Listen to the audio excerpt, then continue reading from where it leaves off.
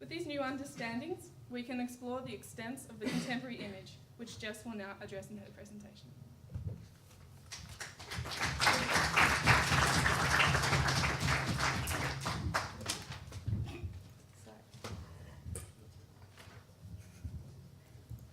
Thanks. Hello. Is that working? Good morning. My name is Jessica and I'll be talking to you about the contemporary image. I will start by introducing MC Escher. Escher challenged the notions of illusions and perceptions in his two-dimensional images to allude to objects free from the limits within three-dimensional world. From our perspective as the viewer, we are alerted to many features that do not conform with our perceptive notion of a three-dimensional, three-story structure. Touching on some of these features include the pillars at the front supporting the back side and the top floor, while the pillars at the back support the front side, and the corners of the floor are all at different angles than the rest of the structure. We automatically question if this is buildable, if this is anamorphism, or if this is even real. Alberti's invention of the wood-cut screen placed between the seer and the scene separates this view from the body. It suggests the concept of a detached eye, where this distance from the observer and the observed is objectifying the vision and ultimately removing oneself from it. It intends to reproduce the view in a mathematical way, forcing it into a geometric form, squeezing the eye's image. Its invention led to more experimental ways of understanding within this viewing field and framed views, which has informed us on the architectural opportunities which become available. The two images below suggest an alternative view with a view from the artist. This detached eye in the first image is one that can grasp the entire image. It suggests that the paint, however, there's a loss in the connection in its immediate surroundings, which is found in the contact eye, which is the one next to it. So the two paintings kind of show the different versions of what can be perceived in one image, and then what is lost through what perspective. Artists and architects alike have developed and employed new techniques and methodologies that highlight and or suggest the presence of multiple perspectives within their work.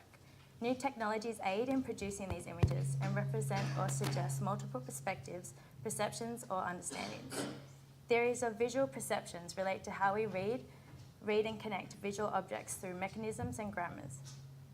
Gestalt psychology attempts to understand the phenomenological phenomena of an extracting system, where humans tend to organize visual elements into groups or unified wholes when certain principles are applied.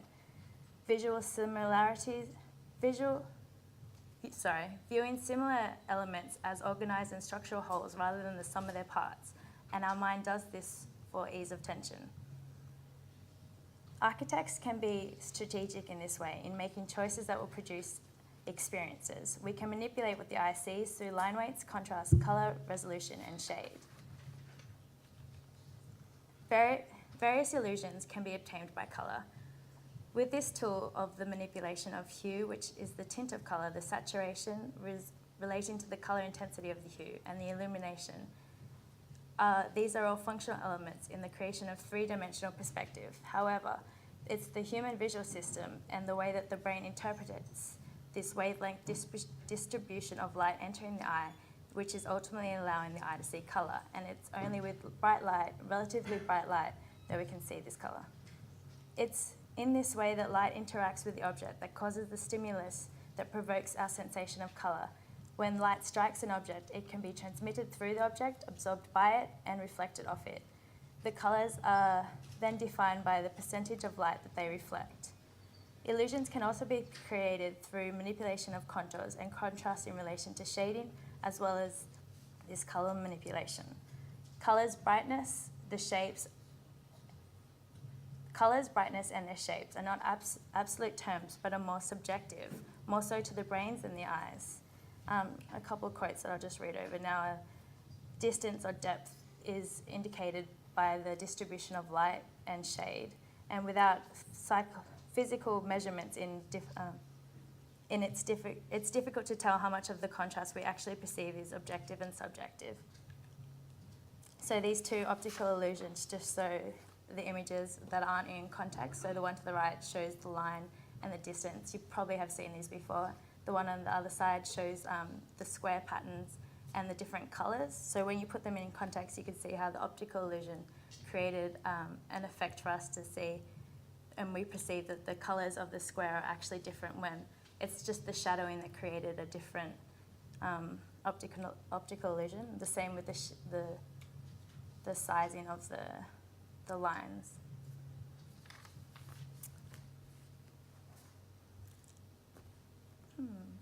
Before technology advancements, ancient Romans applied their discovered knowledge for the optics and perceptive in the optical illusions through their flaws. Contrasting techniques create elusive information which can enhance the spatial qualities within architecture. So they've used this understanding of perception and perspective and created it in early work in just floor patterns. This example here is the Hana Bank in Seoul. It creates an optical illusion on the facade, utilising contours to obscure the facade.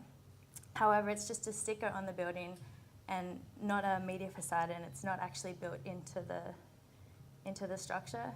You can see there. The other one on the right is just another example of a facade which an optical illusion has been painted on. So what came up in class was, why would the architect choose to simply project this, or simply just paint something over instead of creating the illusion through the structure? Why not build the illusion?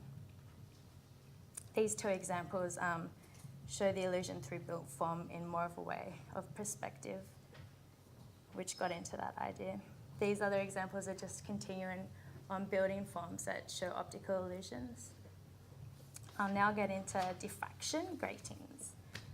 With the progression of the camera technology and its role within architecture evolving so rapidly, it's allowed for a more experimental and understandable knowledge of light waves.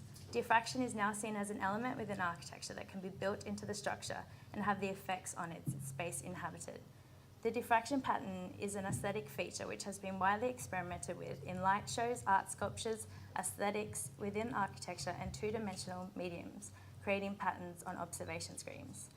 Even computer programs such as Fresnel Diffraction Explorer, which I'll show you later, which allows users to create a range of different patterns through the manipulation of the aperture, the distance between the light source and the viewing screen.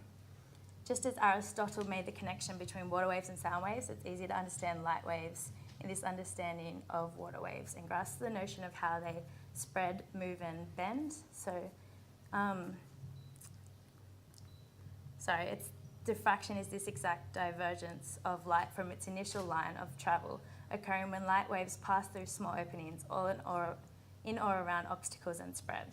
So this first illustration would demonstrate if light waves, if they didn't spread once passing through the slits, hence there would be no overlap and there would be no interference pattern known as diffraction. However, light does deviate from the straight line, as you can see in the next pattern, where it curves around after passing through the aperture and enters a region that would otherwise be shadowed, producing an interference pattern. Thanks. With the diffraction pattern and the fringe pattern, the diffraction aperture shape and the aperture angle are relatively key factors in what will create the diffraction pattern in the end result. So you can see in the top two examples, the width of the aperture, or the angle of the light that's coming through an opening, will create the different overlapping of waves, and the intensity of waves as they overlap on each other creates a more integral pattern in the end result. I'm just running you basically over the description of diffraction and the light waves. So the bright colours are constructed when the waves interfere with each other at an in-phase section. They connect together at a correct constructive phase, so that would be a bright line, but the deconstructive is when they're not in phase. This artwork example is an example where they use angles, materials to produce like an interesting sculpture which just goes into diffraction. And then that artwork can be explained by the prism as a diffraction grating. So the white light goes through this material and then spreads out into the various deviations of the colour. And you can also refer that to a rainbow pattern, which the sun wave, which is its actual, lost what I'm going to say. It's a wavelength that hits the spherical raindrop and then it spreads out and bends the colour. There we go. Okay. When talking about architectural examples, we have this one here, which is actually built into the facade. So the outside structure is created with these steel outside frames, which then on the interior projects the light and overlapping of the light waves, which is an interesting diffraction pattern. This is just another example of the intense diffraction that can happen within a building. Again, it's another example. What we wanted to look into was diffraction that was built through an actual building. So the structure would act as this grating, which then create the diffraction within the building. This is a company that does diffraction through their windows. So the top one's a sky glass. They've got windows and a solarium at the bottom. This is my Frenzel-Ron diffraction experimentation that I did for my essay. So you can enter the width of an opening, the distance from a viewing screen, and it's a light that would shine through this opening and then project over onto an observation screen, and it would characterize what these overlapping waves would show. And so the further away the observation screen, the larger the size of the slit, the more intense the pattern shape would be due to the more overlapping and interfering waves. So you can see that in this example here, but then when you have a smaller interference pattern, smaller aperture, which is a 0.5 aperture here, and a viewing screen of 0.8, the diffraction becomes very limited because there's not enough wave light going through the opening. Just going into advancement in camera technologies, we have a progression from the manual zoom, motorized zoom, digital cameras, and then the smart camera. So the smart camera now has intelligence and can zoom in on what's going on in its surroundings. But there's also this idea of slippages within the camera, which Matt will talk about later. Can you put that up? So I'll just play a video now. We looked into the ideas of how technology we have in our everyday life and how we could implement this into architecture. So if we had a building that could recognize our emotion and then react to that maybe by changing. So it's an emotion detector on the smile of the actresses. And once it reaches below a certain point, an alarm would go off and they would have to pick it up.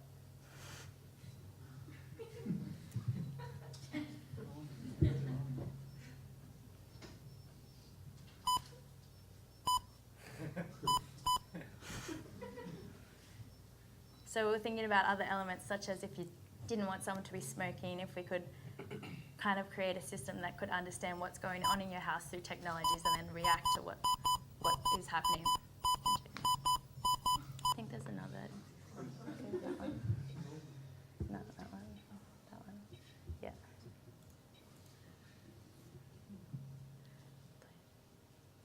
So this is another surveillance art, which it projects the surroundings to a digital sense. Just kind of technology.